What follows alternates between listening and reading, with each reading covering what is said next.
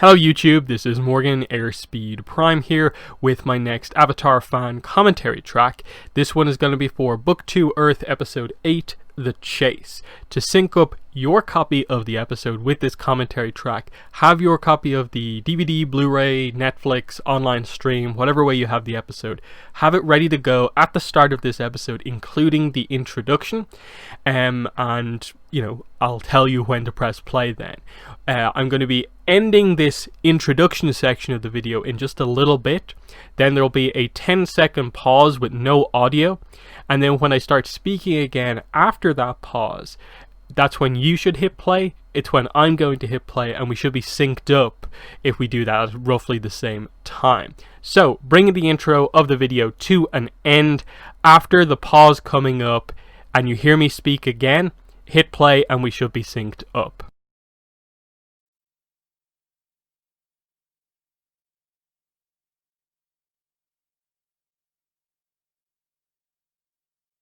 Okay, so here we are with 208, The Chase. I have this episode rated 54 out of 61 on my overall episode ranking list for Avatar, so it's fairly low down. I think it's in the D rank tier, so there's still E and F rank tier below this, and I don't rate any episodes of Avatar in F, so there's only a handful of episodes below this one. And it's one of those episodes where, like, this one isn't particularly, like, bad or anything like that. I think aspects of it frustrate me in that the starting section of the episode, the sort of through line throughout a lot of the start, is just main characters get tired, get angry at each other, and they just start arguing. It's just drama, you know. It builds to a really good ending, but I don't think that makes up for the fact that it is a lot of just like messy arguing with each other for the first section. The novelty of just, you know, Ozai's angels pursuing our team, to me, doesn't move this into being in any of the higher tiers, as good as the ending sequence actually is. So it's one of those episodes where if you make a 61 episode list yourself for Avatar, you have to place episodes at the bottom. Everyone who makes a list is going to have to place an episode at the bottom, and second bottom, third bottom, and then you get into the complicated situations of like, what do you place as your 10th from the bottom? An episode you probably really like, but it has to be below like 50 others, and that's the question. So I like the setup at the start of this episode of like, Appa is shedding, and then they only come back around to this like a good bit later into the episode that this is actually like why they're being followed so cleanly. But yeah, a sky bison shedding, it's a pretty big deal. There's a lot of fur here.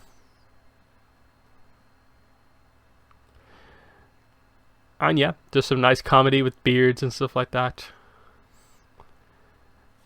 And of course Toph is completely on board with this.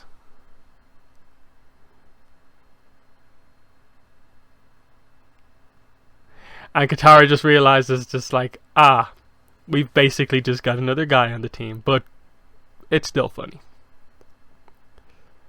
And this is the thing with this, it's like, it's Katara and Toph arguing, which of the dynamics between the main cast is one of the more frustrating ones, in that it's just, you know, very drama-y, of just they really just sort of get under each other's skin, and they eventually get around to a nice enough kind of dynamic.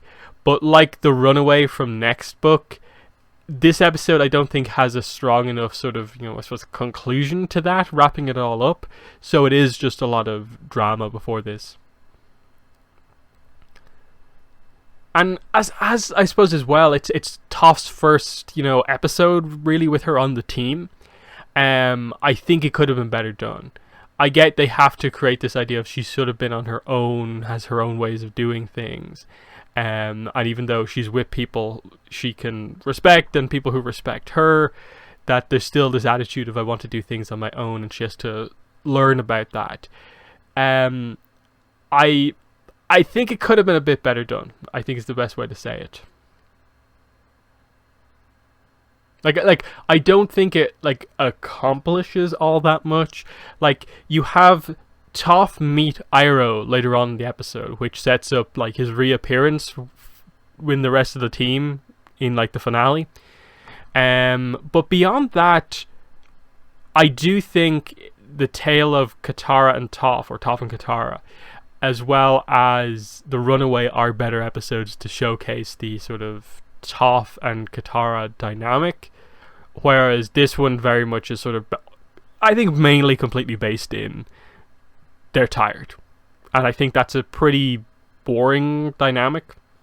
It's a similar style of dynamic, I think, to Nightmares and Daydreams, where it's just like, oh, Aang is tired and is kind of hallucinating a little bit when he's having these nightmares and daydreams, and it's a very light touching on the topic without it really accounting for all that much.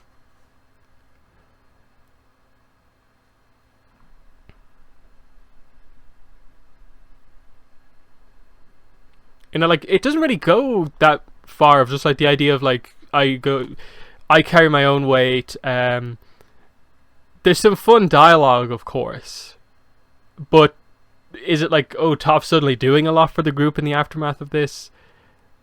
Katara calms down about things going on after this. It feels very much just like a one episode thing, and then we later come back to the idea that, like, in general, Toph and Katara kind of have this dynamic. Nice face there, though.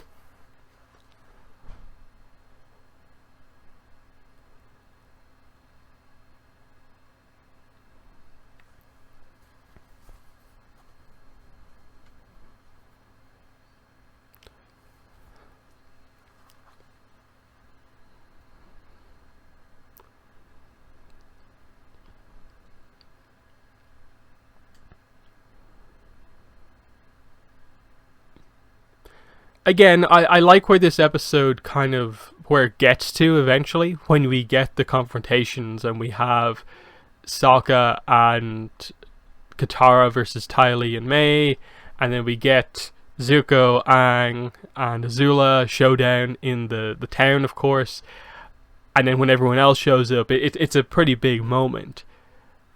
I think the first section of the episode, I don't think it accomplishes as much as it probably should, in my mind. Because again, we're nearly a third of the way into the episode here, and it's just, it feels slow and that we're not really covering that much.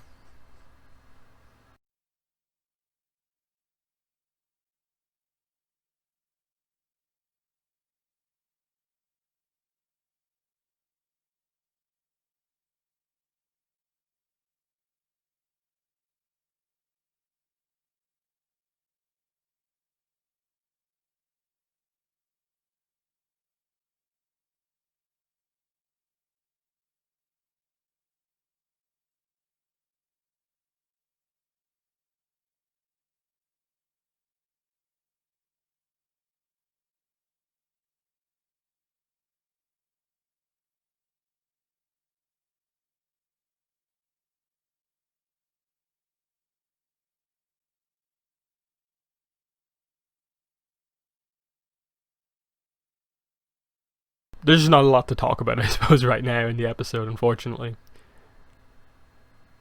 It builds, of course, to this pretty nice moment here of just, okay, we're going to stand and face them here, and we need to at least see who they are.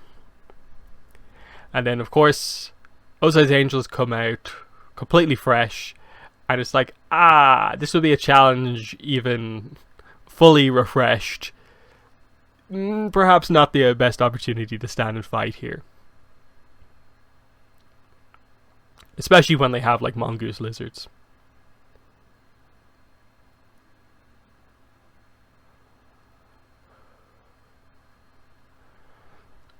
I like the non-bender joke here.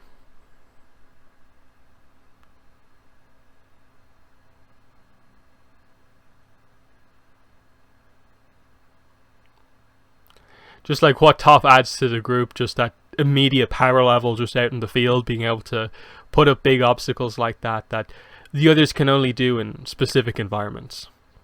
But there's lightning, showing that it can effortlessly just get through a giant earth wall.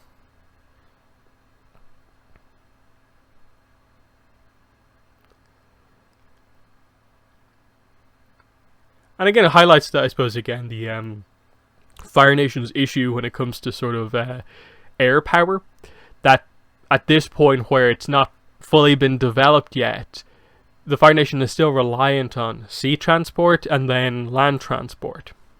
And just the group that they're following having a sky bison is pretty big. But I like that comment from Katara there is actually quite good, of just highlighting that it does honestly scare her, the idea that, you know, with chi blocking you do temporarily lose your bending. Katara's bending means a lot to her. So just that fear of, like, will it come back is a pretty terrifying thing for her.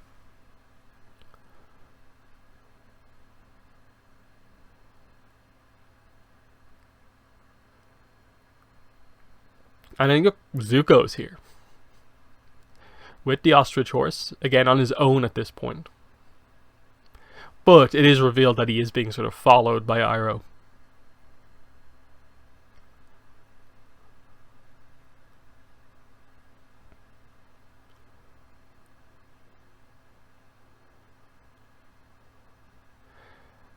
I like this transition of just like normal, oh, Appa's asleep and we're falling through the sky. Because like even Appa, like falling from that height, gonna be like so painful. Like Appa would probably be killed if he hit the ground from that height.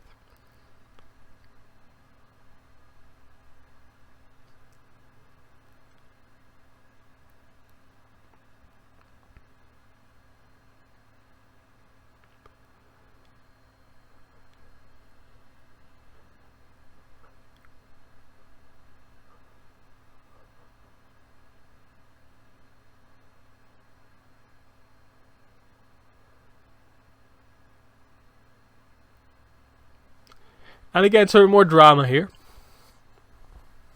But this gets more to the root of the actual Katara Toph dynamic.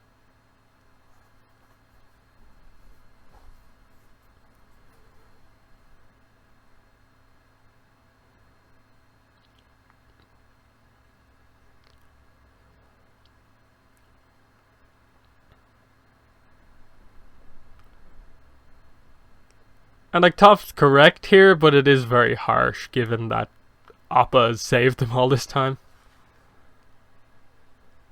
It's a nice reference back to the start of the episode at like basically exactly the midpoint. And then Aang goes a little bit overboard here, especially after she's just joined the group. It's one of the few lines that really addresses the fact that she's just joined the group. I feel there could have been just a better exploration of, you know, Toph's feelings continuing on from the Blind Bandit, of like maybe addressing more of the fact that she does kind of miss being away from her parents. She doesn't know how to react to being around everyone that much and so on.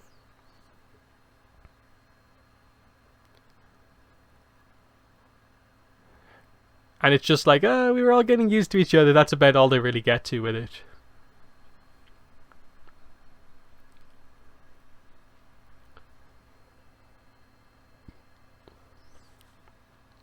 But it is a clever plan. Like, if this is why they're being followed, let's get rid of it all, but use it to, you know, lead them somewhere. That way, some of the group can get away, and it'll draw them all to one person, but they'll be able to get away.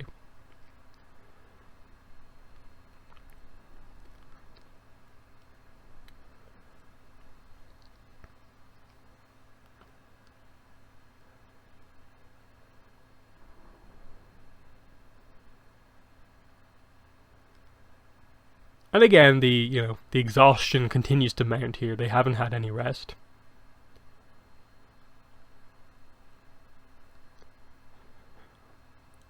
But you do almost forget that, like, Toph meets Iroh, like, very early into her introduction. Like, running in episode 8 here, she's only introduced in episode 6, and 7 is Zuko alone, so none of the team are in that episode. It's like, her first proper episode on the team, she meets Iroh.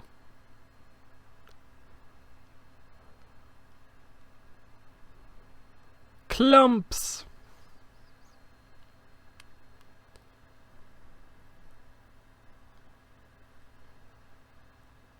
And just immediately it's an interesting dynamic with the team. But they do figure it out, I suppose, that, oh, they clearly washed him and they know what's going on.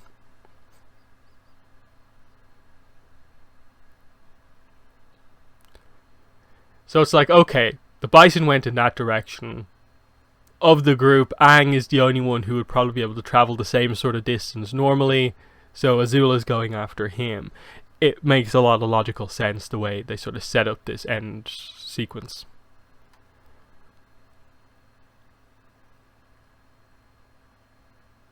But yeah, here we are, the town of Tuzin, who I believe by the time Korra comes around do actually have their own pro bending team, which is quite interesting.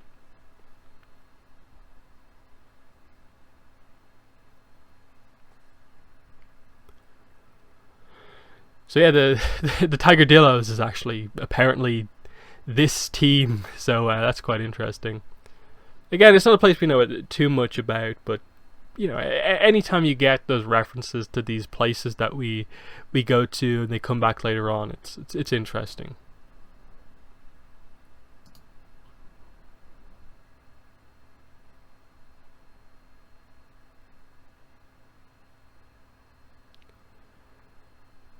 And again, it's one of those places that actually has history about it that you can read about on like the Avatar wiki, because it came from the Nickelodeon website at the time like these episodes were airing. But it's information that most of the fandom's not even going to know about, just because the source is inaccessible and they don't touch on it anywhere else. That's why like an Avatar encyclopedia or just a location kind of guide type thing would be very, very important at this stage in the franchise, to just cover the names of certain places and so on. That, as good as the world building in Avatar is, there are times when they just do not mention the names of places and it's kind of confusing. But yeah, here we go. Obviously this isn't the fairest fight of just like two fresh characters versus two completely exhausted characters. Usually you'd expect in a pretty fair fight, you know, Katara and Sokka should have the advantage just because of how powerful Katara is, but Ty Lee has to be considered one of the best non-bender fighters, and May can definitely hold her own, even though you maybe wouldn't rank her as high as other people. It just shows that chi blocking works on non-benders.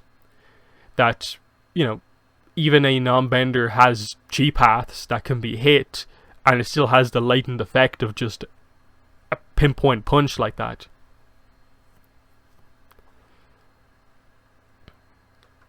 But yeah, Appa. They actually had another bender on the team.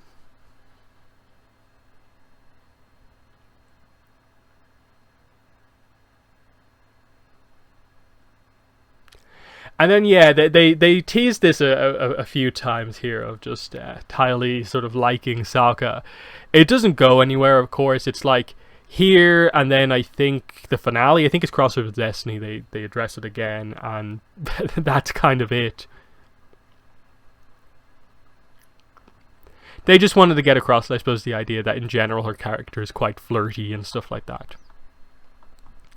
And yeah, this is sort of the reveal of like, oh, they haven't connected the dots yet of like, you know, they're related just yet. So that's the confirmation pretty much. But Aang has no time for it because he's just so exhausted. And Aang is kind of at risk here of like, you know, Azula's really, really good. He doesn't know the full extent of her abilities really, but we'll see how it goes here.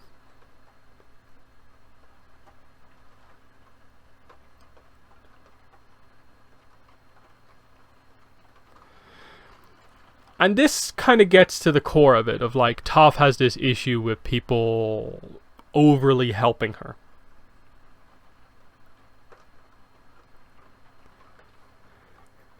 I think it's a good point. Like, I love this scene.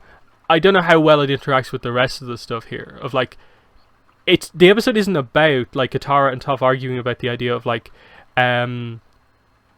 you know, Toph not accepting help from others. It's Katara wanting Toph to be more involved in the group stuff, to add her involvement to the rest of the group stuff. they acknowledge she can do the stuff on her own, which is what is kind of being talked about here, but not so much the idea of you need to be more part of the team. But I do like that there's the reverse advice, that Iroh gives Toph good advice, but she also gives him sort of the simplistic advice. It's not words of wisdom, but just, you should let Zuko know that he means a lot to you. That until you say that to him, he's only going to sort of realize that, like, the value you give to him.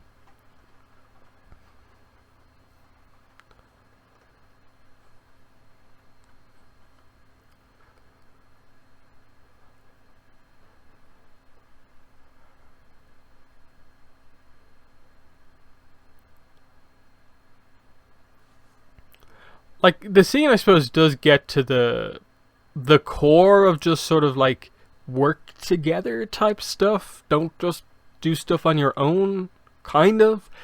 But it's not like perfect. It could be a bit better. But yeah, here's the showdown. And like, obviously this dynamic becomes very important in the finale, of course, of like who will hit who first. Who's going to strike who first, and so on.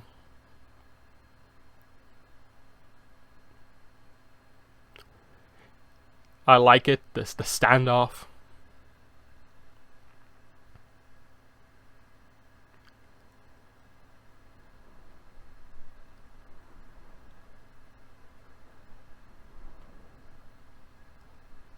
And Azula always knows the best person to strike. Of just like, Aang's probably just going to dodge immediately. I can actually force Zuko back if I just go for him first, so. I suppose it's meant to be sort of a contrast to Zuko firing at Aang and sort of breaking the standoff at that point later on with his big decision. But you know, he's putting up a better show, showing that like Zuko's getting better as the series progresses in a way. But still, you see the difference here. Aang's clever. Azula is agile, you know, handled a delicate situation perfectly. Zuko just dives through and wipes himself out in the ground. But this is a great showcase of just Aang's dodging skills, of like, in a way of like, if Zuko wasn't there, like Aang probably could have gotten away fairly easily in a way. And it's just that double distraction and the exhaustion that comes into play as well. That's why you can't really view this as too much of a like, oh, Azula would defeat Aang every time. Because you have to keep in mind the lack of sleep. And yeah, once again, another moment of like Katara getting the slight advantage over Azula. And gets completely cornered here. Like the amount of characters who corner Azula here. But yeah, we get the reunion here.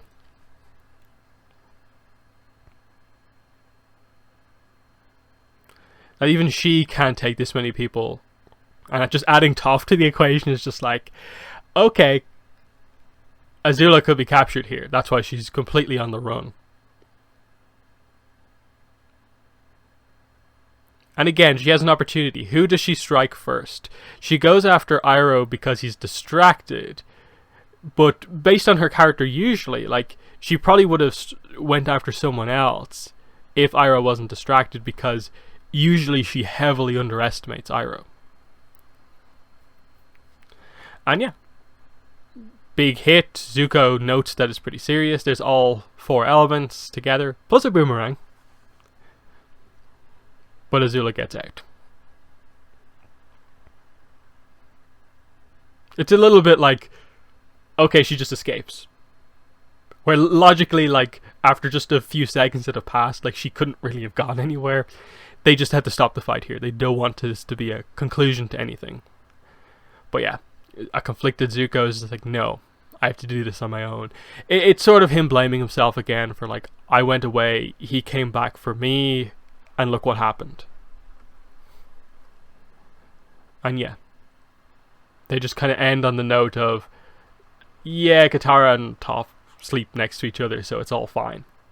even though the arguments that they were having were resolved basically with both characters just reflecting on things afterwards, of Toph getting to talk to Iroh and then Katara talking to the rest of the group after Toph leaves. That's another part of this, is that like the actual issue, if there is any between the two, is pretty much just not really addressed all that much. Now, they touch on it in the next episode, of course, with the idea of like Katara's advice to Toph about how best to train Aang. She listens to her, but they don't really come back to the whole, you know, pull your own weight with the group type thing, whatever dynamic they were going for there. It's one of the few kind of, I think, episodes from the season that it's like a little bit forced what they're going for here, and they could have done just, I think, a little bit of a better job. But like I said, it's an episode of, I suppose, thirds. The first 2/3 are fairly just like, okay, cool, fine, build up, build up, build up. Last third with, you know, the groups coming together in Tuzin, the big standoff and the big fight is very good towards the end. But I suppose the thing is, it still is just sort of a mid-book fight, and while some sort of important revelations happen of like everyone realizes that, oh, Azula is Zuko's sister and stuff like that happens here, it's more of a setup for what's to come later on. So I think just by default it's one of those episodes where I can't rate it too highly just because of that. If you do value that fight at the end, I can sort of see why people would rate it as being one of the absolute better episodes, but to me the drama focus takes this down, you know, quite a bit, and it means that a lot of episodes for me are just well above this one completely. So yeah, that's pretty much everything I want to say about this episode. It's still really, really good. I still, you know, I don't rate it in one of the absolute lowest tiers, but it's one of the few episodes of Avatars where there is, I think, a solid criticism to be leveled at it. That's about the only real criticism I'd have here. Otherwise, it's still a very good episode, of course. But yeah, in the comments, let me know what your thoughts are on this episode. But that has been the video. Thanks for watching, and bye.